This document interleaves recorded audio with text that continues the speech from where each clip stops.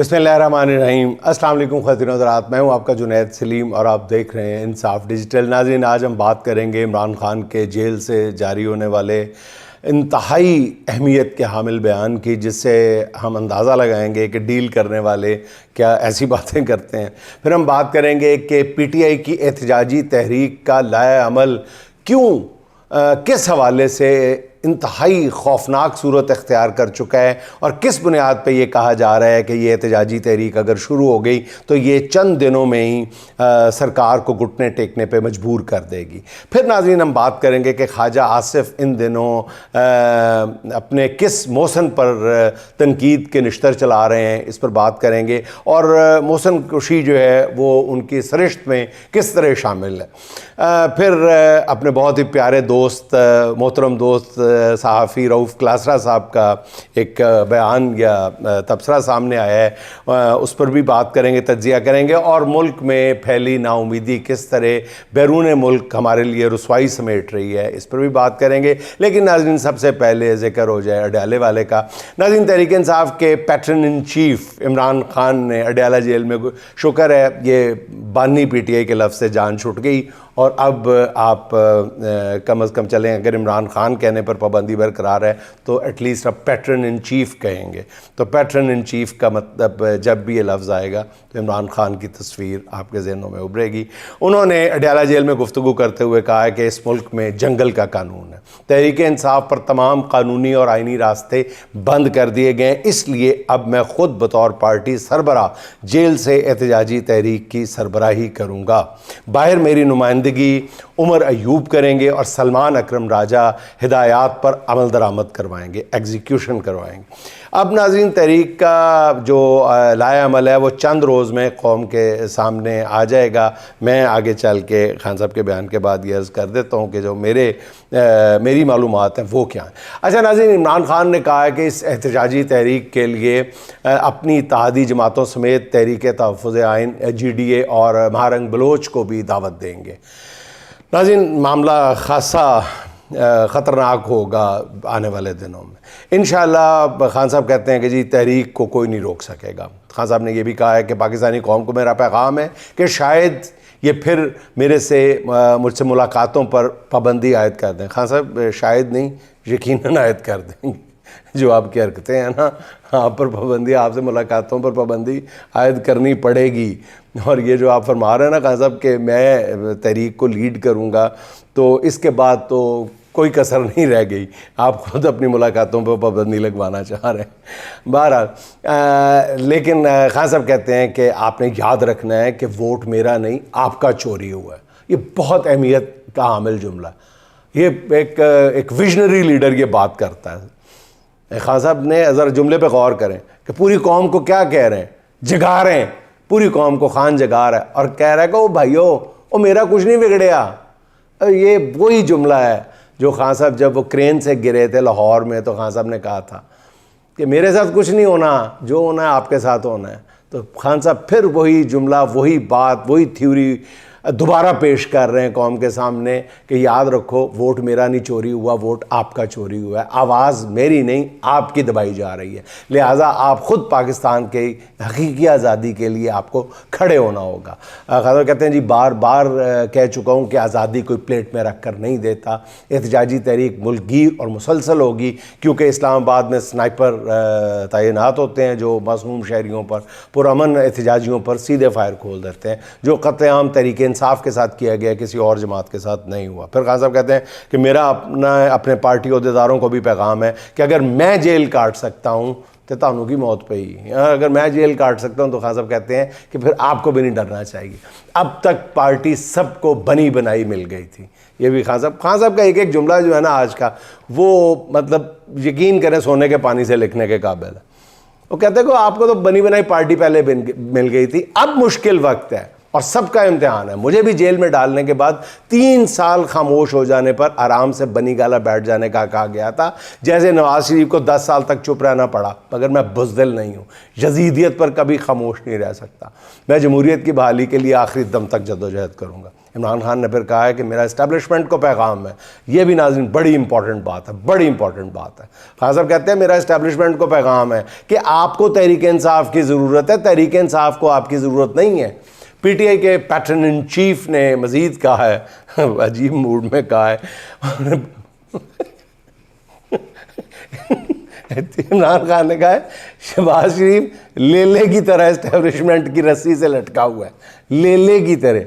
यानी खान साहब खुदा दा वास्ता है, जेल में बैठ के आप यानी इतनी आप पर मतलब हालात मुश्किल बनाए गए हैं, लेकिन ये जुगत आपको क्या सूझी?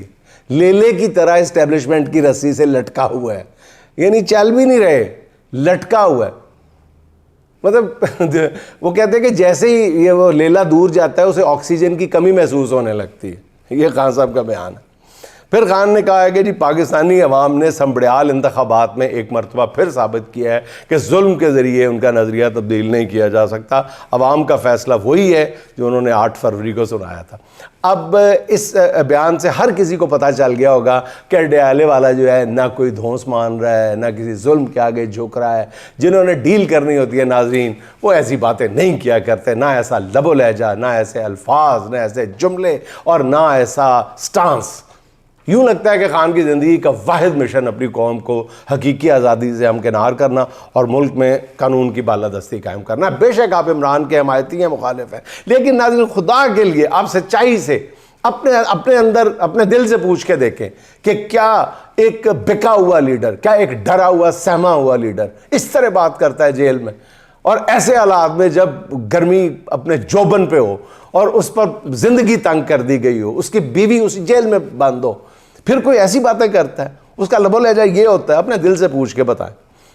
नाज़रीन इमरान खान की अपने हदफ पे नज़र और उसके ख्यालात में कोई इबहाम नहीं है, कोई एम्बिग्युटी नहीं है, कोई इफ एंड बट लगाने के लिए तैयार नहीं है। सीधा उसकी नज़रें अपने हदफ में, अपने निशाने पे हैं, और वो अपने और अपनी कौम के दुश्मन को पहचानता है। इस बार वो पूरी क़ुव्वत के साथ हमले की तैयारी कर रहा है। अच्छा नाज़रीन, अब ज़रा जिक्र हो जाए एहतजाजी तहरीक का जो लाएअमल जिसका मैं जिक्र कर रहा हूँ। ख़बर नाज़रीन मेरे पास ये है कि इस वक्त जो सबसे खौफनाक ख़तरनाक आदमी है इस वक्त जो सारी प्लानिंग कर रहा है, उसका नाम जुनैद अकबर ही है। नाज़रीन जुनैद अकबर ने जो एहतजाजी तहरीक का लाएअमल बनाया है वो बड़ा ही टेक्निकल है, बहुत कम लोगों के साथ ये शेयर किया है, और मैं भी ज़ाहिर है आपके साथ शेयर नहीं करूँगा। लेकिन नाज़रीन जो मेरी मालूमात जो पहुँची हैं, जो मुझ तक पहुँची हैं नाज़रीन, वो ये हैं कि मुख्तलिफ़ शहरों को एक ही वक्त में, पहले तो शायद ये था कि शहरों के बाहर आके शहरों को बंद किया जाएगा, नहीं, ऐसा नहीं है नाज़रीन। एक ही वक्त में पूरे शहर के भी मुख्तलिफ़ मकामात पे, मतलब केपी में कम अज़ कम 11 ऐसे शहरों का इंतखाब किया गया है जिनको शहर के अंदर से ही 5-5 पॉइंट्स पे सील कर दिया जाएगा, और वहाँ पर सैकड़ों नहीं हज़ारों की तादाद में कारकुन होंगे। कानून नाफिज करने वाले इदारे नाज़रीन बिल्कुल बेबस होकर रह जाएंगे। अब आप ख़ुद सोच लें कि अगर ये इस तहरीक से बचने की कोई सूरत इख्तियार ना की गई तो फिर मुल्क जो है वो किस सूरत हाल से दोचार होगा कि एक जानिब पूरा सूबा जो है वो ऐसी खौफनाक एहतजाजी तहरीक की तैयारी कर रहा है कि मुल्क का क्रिपल हो जाना, सिस्टम का क्रिपल हो जाना, बिल्कुल बिखर के अंदर, यानी बिल्कुल छोटे छोटे जजीरे बन जाएंगे एहतजाजी तहरीक के दौरान, मूवमेंट ज़ीरो हो जाएगी। मतलब ट्रॉलर तो क्या, एक जीप भी नहीं गुजरने पाएगी। इस अंदाज में वो प्लानिंग कर रहे हैं, और उनकी प्लानिंग जो है मेरा ख्याल है कि 70-80% तक मुकम्मल हो चुकी है। तो नाज़रीन ये बड़ी एक अजीब गरीब सूरत हाल से पाकिस्तान दो चार होने जा रहा है। काश हम सबको एहसास हो जाए कि सूरत हाल की संगीनी जो है वो किस नहज को छू रही है। अच्छा नाज़रीन, मौसम खुशी में अगर किसी को देखना है ना, तो वो हमारे सियालकोट वाली सरकार जो है ख्वाजा आसिफ साहब को देख लें। वो पीक पे बैठे नज़र आएंगे। ये जिस शाख पर बैठते हैं हमेशा उसी को काटते हैं, जिस बर्तन में खाते हैं हमेशा उसी में छेद करते हैं। मुझे याद है उनके वालिद बुजुर्गवार ख्वाजा सफदर मरहूम जनरल अयूब से लेकर जनरल ज़िया तक हर आमर की नाक का बाल रहे हैं और जब तक ज़िंदा रहे आमरों से फ़ायदे उठाते रहे। मगर फिर जब ज़रूरत पेश आई तो ख्वाजा आसिफ अपने मौसन जनरल ज़िया से ऐलान बरात करते हुए पाए गए कि मुझे क्या जी, वो तो बुरा भला भी कहते रहे। उसके बाद हालिया कुछ अरसे में नाज़रीन आप देखें कि ख्वाजा आसिफ जनरल कमर जावेद बाजवा की आंख का तारा बने रहे और जब जनरल बाजवा और नवाज शरीफ के ताल्लुकात ख़राब हो गए तब भी ख्वाजा आसिफ जो थे वो जनरल बाजवा की मोहब्बत का दम भरते रहे। जनरल बाजवा को जब एक्सटेंशन दी गई तो उस वक्त भी ख्वाजा आसिफ ने नवाज शरीफ को उनकी हमायत पे कायल किया था। सब जानते हैं, पूरा इस्लामाबाद नाज़रीन जानता है कि ख्वाजा आसिफ जनरल बाजवा के ससुर जनरल एजाज़ अमजद के लिए को ख़ास ओजड़ी पकवा कर लाया करते थे क्योंकि जनरल अमजद साहब को ओजड़ी बहुत पसंद थी। और इन्हीं मोहब्बतों का सिला ख्वाजा आसिफ को 2018 में मिला जब वो उस्मान डार से इलेक्शन बुरी तरह हारने के बावजूद जनरल बाजवा की वजह से जितवा दिए गए थे। अब जनरल बाजवा रिटायर हो गए और उनके अपने भी उनके साये से पनाह मांगने लगे। वो इस काबिल भी नहीं है कि वो किसी तकरीब में शिरकत कर सके, घर में भी कहते हैं कि वो यूँ ही पढ़े हैं, उन्हें किसी सहाफ़ी से शायद मुलाकात की इजाज़त भी नहीं है, जबकि उनकी अपनी ये हालत है। तो भी ख्वाजा आसिफ का ये कहना है कि हमारी 2 नस्लों ने 35 साल में इतनी सियासत नहीं की जितनी जनरल बाजवा ने 5-6 साल में कर दी है। यही नहीं, ख्वाजा आसिफ गाहे गाहे जनरल बाजवा को तख्ता मश्क बनाते रहते हैं और जनरल बाजवा भी ख्वाजा आसिफ का ये अंदाज़ देखकर परेशान तो होते होंगे, मगर इस तरह तो होता है इस तरह के कामों में। अच्छा नाज़रीन, ये मुझे ख्वाजा आसिफ साहब से एक बात याद आ गई, उनकी एहसान फरामोशी की, एहसान खुशी की। नाज़रीन, ख्वाजा आसिफ की कौन कौन सी बात याद करूं। मुझे याद है PDM 1 का दौर था, PDM 1 जो थी, और शहबाज शरीफ साहब वज़ीर आज़म थे और इनके पास भी यही पोर्टफोलियो था।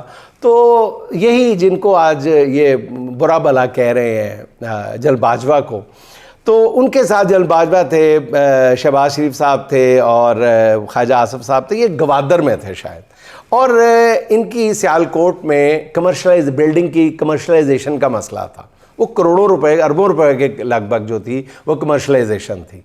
तो वो ये सारे इकट्ठे खड़े थे और ये खामोशी से ख्वाजा आसिफ साहब जो हैं जनरल बाजवा को एक साइड पे ले गए और बाकायदा नाज़रीन हाथ जोड़ के कहने लगे कि खुदा दा वास्ता जे मेरी वो कमर्शलाइजेशन का मसला हल करा दो, मैं बहुत सारे लोगों के कर्जे देने ने। ये मैं आपको बता रहा हूँ। और नाज़रीन, ये बात मैंने बिल्कुल आपको मैं इन्हीं लफ्ज़ों में बता रहा हूँ और आपको बताने से पहले मैंने जनरल बाजवा के करीबी ज़राए से इस वाक़े की तस्दीक की है और फिर आपकी खिदमत में अर्ज़ कर रहा हूँ। और फिर वो फौरी तौर पे कमर्शलाइजेशन हो गई। अच्छा, कमर्शलाइजेशन के फ़ौरन बाद भी उन्होंने उसका एहसान क्या उतारा कि कुछ दिन बाद ही, कुछ अरसे बाद ही उन्होंने जनरल बाजवा की अफ़गान पॉलिसी को हदफ़ तनकीद बनाया और बड़े सख्त लफ्ज़ों में। इस पर फिर जनरल बाजवा जो थे वो खासे नाराज़ हुए। उन्होंने ख्वाजा आसिफ को तो कुछ नहीं कहा, उन्होंने वज़ीर आज़म को एक मैसेज किया और बहुत ही मतलब जिसमें ऐसी तैसी फेरी हुई थी। मतलब मेरी मालूमात ये हैं कि बाकायदा गालियाँ दी हुई थी, ख्वाजा आसिफ के बारे में गालियाँ लिखी थी जनरल बाजवा साहब ने कि अब अगर ये बोला तो मैं फ़लाँ फ़लाँ फ़लाँ फ़लाँ। और फिर उसके फ़ौरन बाद ही कुछ अस्करी क़यादत और कुछ और लोगों ने वज़ीर आज़म समेत ख्वाजा साहब को कहा कि आप माफ़ी मांगें। तो फिर मेरा ख्याल है कि 1 या 2 दिन के अंदर अंदर ही एक मारूफ TV चैनल के मारूफ तरीन प्रोग्राम में बैठ के ख्वाजा साहब ने खुलेआम माफ़ी मांगी कि अगर मेरे बात से किसी की दिल आज़ारी हुई है तो मैंने तो ये पार्टी पॉलिसी नहीं थी, मेरी ज़ाती राय थी, तो मैं माफ़ी मांगता हूँ। तो वो माफ़ी जो थी वो जनरल बाजवा के इस मैसेज के बाद मांगी गई थी। अच्छा चले नाज़रीन, बहरहाल हमारे एक बहुत ही प्यारे और मेरे दोस्त हैं, सहाफ़ी, बहुत सीनियर हैं इस फील्ड के, रऊफ़ क्लासरा साहब। बड़े अच्छे, बड़े खूबसूरत रिपोर्टर हुआ करते थे, बड़ी बड़ी ज़बरदस्त ब्रेकिंग स्टोरीज़ लेके आया करते थे। लेकिन जब से वो तज्ज़िया कार बने हैं या वीलॉग पे तज्ज़िया देते हैं, तो बाज़ दफ़ा वो बड़ी अजीब अजीब बात करते हैं। मैं उनका बहुत एहतराम करता हूँ, लेकिन बाज़ बातें सुन के मुझे उनकी बाकायदा मेरा दिल दुखता है और दिल में सवाल भी पैदा होते हैं। वही दिल जो दुखता है, वो दुखे हुए दिल से सवाल भी उठते हैं। ये वही रऊफ़ क्लासरा है, मैं जैसे अर्ज़ किया, शानदार रिपोर्टिंग किया करते थे और अब क्या हो गया मुझे नहीं पता। वो फरमाते हैं, अब देखिए कितना अजीब बयान है, इसकी आप बैकग्राउंड देख लें। मुझे पता है कि इसके हक़ पे उनके पास दलाइल भी होंगे, लेकिन नटशेल उन्होंने क्या कहा, यानी क्लासरा साहब फरमाते हैं खुले लफ्ज़ों में कि पॉपुलर लीडरशिप जमहूरियत के लिए बहुत बड़ा ख़तरा हुआ करती है। यानी मकबूल लीडर जो है वो जमहूरियत के लिए ख़तरा होता है, क्योंकि ये आमरीत की एक नई शक्ल बन जाती है। जितना मकबूल लीडर होगा वो आपके मुल्क, जमहूरियत और माशरे के लिए उतना ही नुकसानदेह होगा। ये बहुत अजीब बयान है। या तो इसका आप कोई कॉन्टेक्स्ट कोई बताते, कोई अग्गा पिछा ला के गालूं दी तो समझ आ जाती। लेकिन मैं समझता हूँ कि जो पॉपुलरिज्म की मुखालफत भी एक शुरू हो गई है, जो पॉपुलिस्ट गवर्नमेंट और ये पॉपुलर बयान है, पॉपुलर बयानिया है। पॉपुलर बयानिया का क्या मतलब है? ये पॉपुलर बयानिया भी ना मतलब आप लोगों को हजम नहीं होता। मैं नहीं समझ पाया आज तक ये बात। एक पिछले कुछ अरसे से मुसलसल इमरान खान के बारे में, पीटीआई के बारे में ये बात हो रही है कि जी ये जो पॉपुलर सियासत है ये भी गलत है। भाई पॉपुलर सियासत कैसे गलत है? पॉपुलर सियासत किस तरह आमरीत को जन्म देती है? मैं आज तक नहीं समझ पाया। आमरीत वहाँ पे जन्म देती है जब आपके पास मैंडेट ना हो और आपने मैंडेट पे कब्जा किया हो। पॉपुलर लीडरशिप जो होती है उसको तो अपनी पॉपुलैरिटी की फिक्र लायक होती है, हमेशा लायक होती है। हाँ, बहुत ज़्यादा हाथ से गुजर जाए तो बाज़ दफ़ा बाज़ लोग जो है वो नशे में टुन हो जाते हैं, तो वो दूसरी बात है। वो नशे में टुन ना भी हो, वो मकबूलियत के नशे में ना टुन हो, तो वो नीचे से वो फिर खुशामद के नशे में टुन हो जाते हैं। बात ये है मोहतरम क्लासरा साहब, मैं नहीं समझ पाया कि आप कहना क्या चाहते हैं। पॉपुलर लीडरशिप के मुखालिफ हैं और आप जमहूरियत के हामी हैं। मैं नहीं समझ पा रहा, आपकी कोई बात भी नहीं समझ पा रहा। इसीलिए तो इलेक्शन होते हैं कि ये जाना जाए कि कौम किस जमात और किस लीडर के पीछे खड़ी है। क्या आप ये कहना चाहते हैं कि इमरान खान चूंकि बहुत पॉपुलर हो चुका है इसलिए यही बेहतर है कि 180 सीटें जीतने वाले की बजाय 17 सीटें जीतने वालों को हुकूमत दे दी जाए? या कोई लीडर अगर बहुत ज़्यादा पॉपुलर हो रहा है तो एक जगह पे उसको कट लगा दिया जाए कि इससे ज़्यादा तुमने पॉपुलर नहीं होना, वरना तुम जमहूरियत के लिए ख़तरा बन जाओगे। बस यहाँ तक तुमने पॉपुलर होना है, बस ये 20, 30, 40, बस इससे ऊपर पॉपुलर नहीं होना। बस इसके बाद तुम्हें बदनाम कर दिया जाएगा, इसके बाद तुम्हें कैद कर दिया जाएगा, इसके बाद तुम्हारे खिलाफ कोई स्कैंडल लाया जाएगा, इसके बाद तुम्हारी हुकूमत तोड़ दी जाएगी, इसलिए कि तुम बहुत पॉपुलर हो गए हो, तुम आमर बन जाओगे। इस खौफ के पेश नज़र उसका मतलब आप बंद कर देंगे, उसकी पार्टी पर पाबंदी लगा देंगे, उस पर जुल्म के पहाड़ तोड़ देंगे। मैं आपकी कोई बात नहीं समझ पाया। यानी दूसरे लफ्ज़ों में क्लासरा साहब ये कहना चाहते हैं कि इलेक्शन जीतने वाले किसी लीडर को इक़्तिदार नहीं मिलना चाहिए, बल्कि उसकी जगह किसी हारी हुई जमात को इक़्तिदार सौंप दिया जाए। इससे वो जमात, उसकी क़यादत भी ममनून रहेगी और डिक्टेटर बनने का भी नहीं सोचेगा। दूसरे लफ्ज़ों में आप शायद ये कहना चाहते हैं कि इमरान खान को इलेक्शन जीतने के बावजूद इक़्तिदार ना देने का फैसला दुरुस्त था और शहबाज शरीफ को बदतरीन शिकस्त के बावजूद वज़ीर आज़म बनाना जो है वो दुरुस्त फैसला था। क्लासरा साहब खुद ही सोचें आप क्या कह रहे हैं। जमहूरियत में हर 5 साल बाद इसीलिए अवाम के पास जाने का फैसला किया जाता है कि अवाम किस जमात और किस लीडर की हद से बढ़ी हुई ख्वाहिशात के आगे बंद बांध सके। कि अगर पिछले इलेक्शन में किसी को वोट दिया था और वो अपनी हदूद व क़यूद से बाहर निकल गया था तो 5 साल बाद दोबारा उसको कट टू साइज किया जा सके, उसको वोट नहीं देगी कि ये पिछली दफ़ा औकातों बाहर हो गया ये बंदा, जो जिस खदशे का आप इज़हार कर रहे हैं, तो अगली दफ़ा नहीं वोट मिलेगा उसको। अब किस जमहूरियत और किस लीडरशिप की बात कर रहे हैं मैं नहीं समझ पा रहा। और ऐसा कह के पता नहीं, बहरहाल मुझे बाज़ बातें क्लासरा साहब की समझ नहीं आती। अच्छा नाज़रीन, आखिर में आपके साथ एक बात शेयर करना चाहता हूँ। कुछ आदाद शुमार हैं। सेनेट की कायमा कमेटी बराए ओवरसीज़ पाकिस्तानीज़ के इजलास में इंकशाफ हुआ है कि 2023 से अब तक तकरीबन 58,000 पाकिस्तानियों को दुनिया भर से डिपोर्ट किया जा चुका है, जिनमें से 5,000 या 6,000 अफराद को सऊदी अरब, अम्मान और कतर से भीख मांगने के इल्ज़ाम में डिपोर्ट किया गया।